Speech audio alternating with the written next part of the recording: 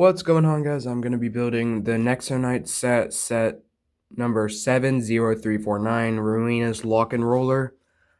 I got this set a couple years back and I finally rebuilt all the pieces or got all the pieces that I needed for it. So I'm just going to be building it. So this is what I have built already, and I know I have all the pieces. So alright, I'm just going to get into it. So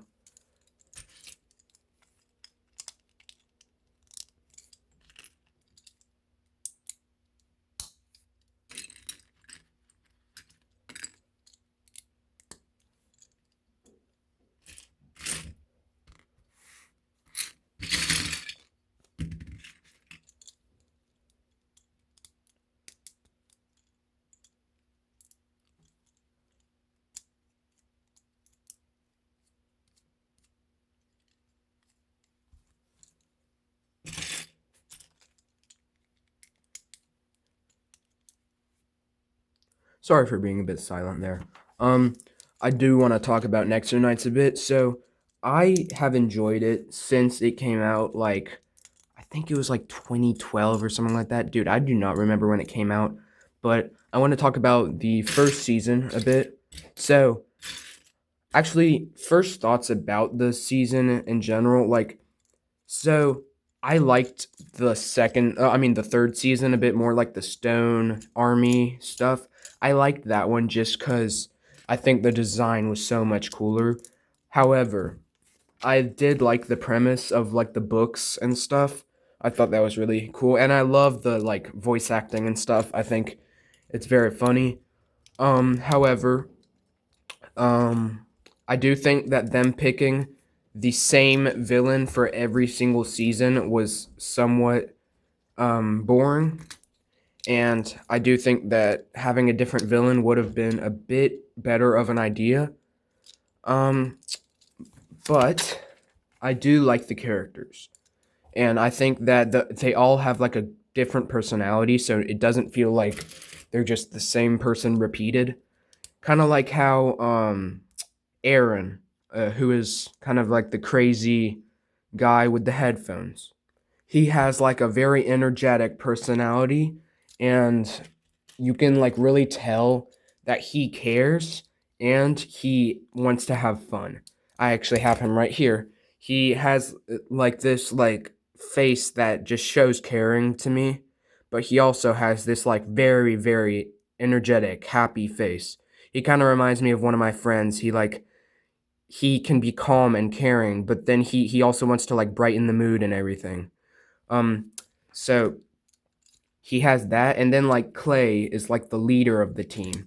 So he has like this leader mentality, and he doesn't want like I think he bickers with Lance a lot, who is kind of like the playboy of the show, and like he's kind of like a heartthrob, and everybody like is attracted to him and stuff like that. And Clay, I believe he thinks that um Lance is he doesn't care about the team enough, and that he just cares about his looks and stuff like that. And I think that's like a good premise, especially for nowadays. Sorry, I don't know what I was saying there. Like people care about their looks so much that they don't want to put their whole effort into stuff. They just want to care about their looks. We have the first little claw on here. Um, and they care about that so much that like they'll let it get in the way of more important stuff. Um, but I think that Lance and Clay slowly become more like brothers throughout the series. And then there's Axel, who is kind of the big, strong guy who cares a lot, but he's like, I don't know how to put this. He's just like not as smart as everybody else, and is kind of more like he does what he's told. It's kind of like the stereotypical like big strong guy from all those shows. That was a satisfying click. I'm sorry. I have the ADHD, very big ADHD problem. Sorry. But yeah, he has this like very um caring mentality, but also he kind of just does what he's told without a second thought about it. And he always is trying to, he has the best I cannot get my words out. He's always doing stuff with the team's um like the team's heart at mind. Like he never runs blindly into battle, I think. And he will try to protect his team and his like kingdom and whatever. And I do think that he's just a great character.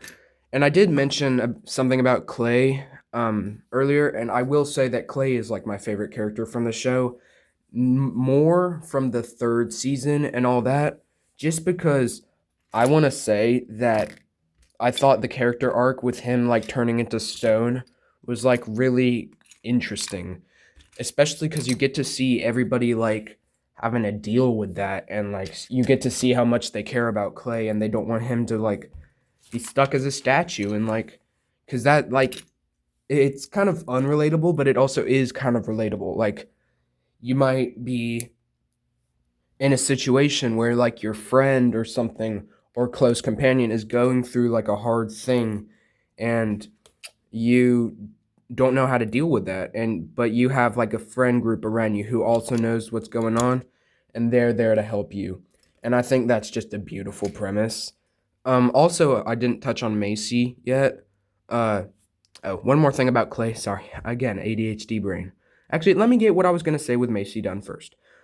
So she kind of annoys me. I'm sorry for the Macy fans out there. She just kind of annoys me. But I will say she is a caring person. I say that a lot about all the people in the show just because I feel like it's a very caring show. They care about each other.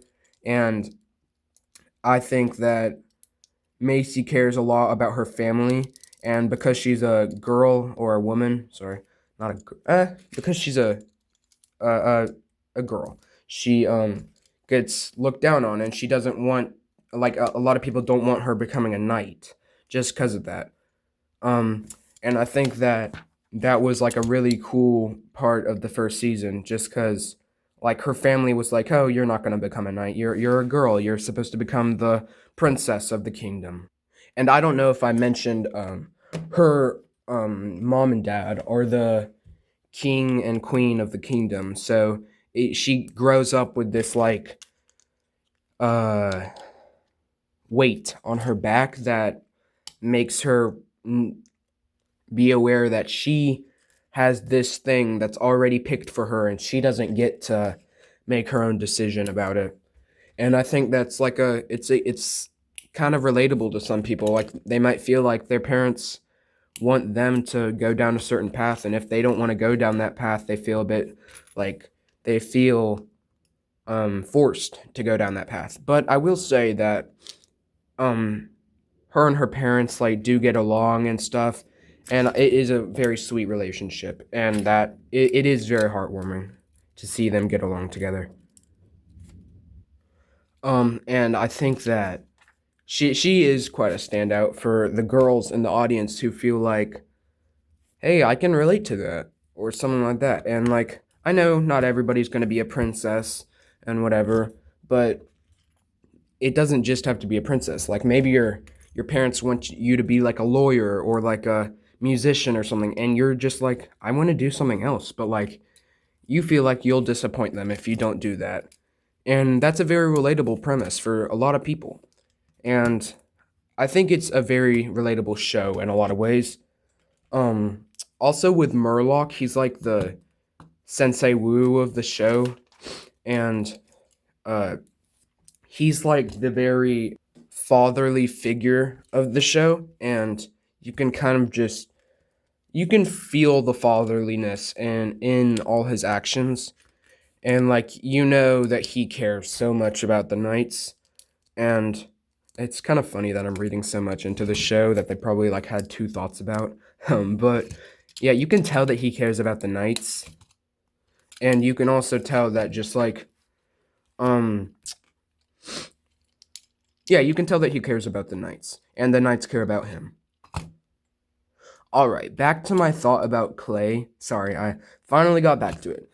Um, I want to say I do not own the figure, and I want to so bad one day when I have all my money back from buying the Milano, because I did buy it a bit above retail, unfortunately. But um, I do want to say that that figure when he's like fully stone is so cool. I love the color as well. I think that like um uh I do not know the color. I will post it like I will post a picture of the figure.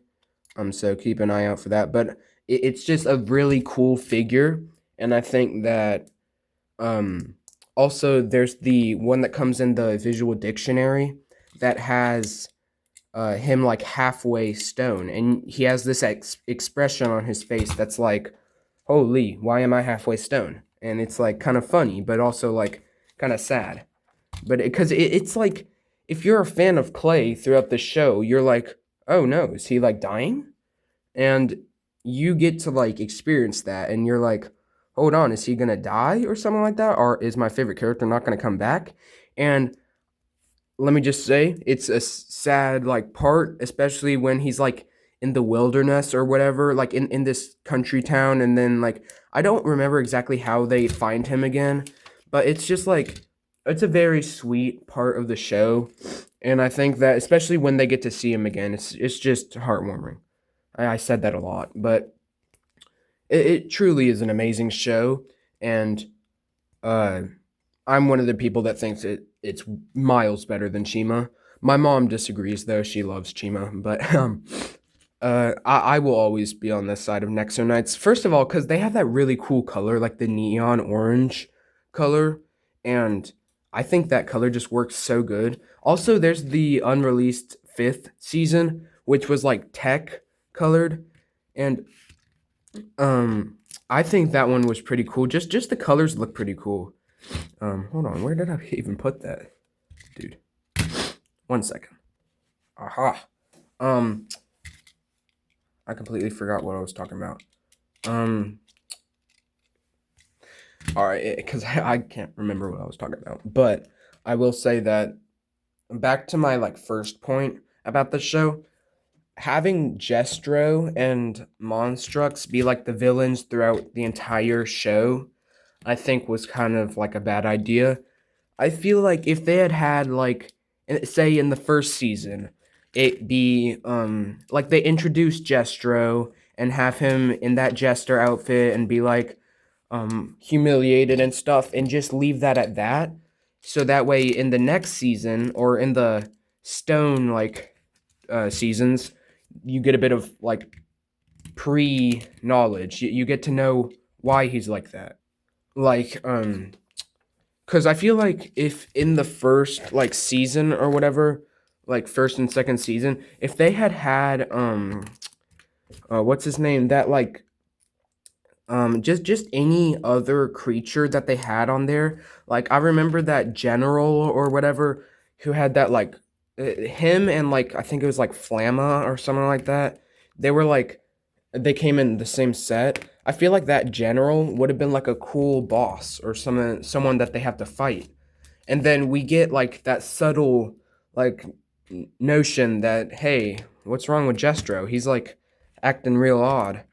And then in the like third season when it's all stone, he gets corrupted by Monstrux, and he doesn't have to think too hard because he's like, I don't like them because they humiliated me and stuff like that. And you really get to see more of the character because you can have him like in the background of the first and second season being like really filled with hatred, just be like, they've been humiliating me over and over again. And like he feels like nobody really wants him as a jester. And like I mean obviously it's sad and a bit dark for the um Lego like brand, but then again, look at the third and fourth season. Like it gets pretty dark already. Like just like kind of like a Darth Maul situation, like where he just gets comes back and it's just like they hated me. and they like were horrible to me and whatever, and just have him like be angry at them. I feel like that would have been a bit better, like to at least show him being angry and don't just come out of the blue with this like book that like is a monster and it's all evil. Like I feel like it could have gone a lot better. Um but I mean, I think they did okay with how it turned out, but I feel like it could have gone a bit better, but I'm not a designer at Lego. Um I'm not a person who's making this show. I'm just a kid with a thought. Just a guy with a thought. But I do think that a lot of people's thoughts count for stuff. But now I am gonna quit yapping because we actually have something to yap about. Because I finished the set. And it's a cool set. I will say that. Once again, this is 70349, Ruina's Lock and Roller. Who is Ruina? Let me show you. This, dear viewers, is Ruina. She has this like curly Bellatrix-esque hair. That's this like interesting color. I don't think I know which color this is. But just the figure's really cool. I will say that. It is that like piece because they didn't have like the skirt piece at that time, but it is printed, so it matches with the thing. And it again, just like Rogul from the Lance's twin jouster, it has that little symbol there. So I think that must be part of Monstrux's like corruption thing. And she also has this like wand thing. I don't know much about like what they are, but and then we have this mace that goes along with Macy's mom, who is the queen, and she's honestly pretty cool. She has this like smile, like this smirk. She's it's like a loving smile, and then she is mad on this face, and she has this like gold and blue armor that's like really cool in my opinion. And then we have Aaron, who's like my third favorite character, I will say. I love this kid. I mean, love this guy as a kid. Um, and he has this like gorilla shield, and then he has this like um crossbow that like is something like this with like a. I think I had a yeah. Um, I don't know what piece this is. This is like a microphone. Sorry. But it's like a microphone. Sorry, I shouldn't have done that on camera. But it's like a microphone piece, but it can be shot like I think it's. Dear God, I lost it. um, but it's a crossbow for Aaron, and also this shield for Aaron can be used as a hoverboard. Like in the show, he uses it as a hoverboard, and I think that's one of the reasons why they have those studs on the back of the shield is for Aaron. Again, I love this neon color. Um, this was a long video, but just because I was building it, and this also has a feature here where if you push it back, this like trap door here opens and it lets the queen out. Also, I will say the shield thing. See, this is how normal shields are. Like you see with Aaron. This is how normal shields are. They're this way, but this is upside down. And to show that it's like an evil shield, you have it upside down. And it's like a black like rock shield, and I think it's just so cool. And all of the like sets that have like the stone villains have like something like this. It's like a bad power. It's like they use it on this like stone colossus at the end of the show. But see, like if you have it in the normal shield way, it's upside down. So you have to have it in like this dark upside down way. And I think this is a cool set. And it's like a chariot kind of, and I like it. It's a cool set. Um, I guess I want to know if y'all think that this was an interesting video, and if you think I had any good thoughts, any good points, and I will see you guys in the next video. Bye.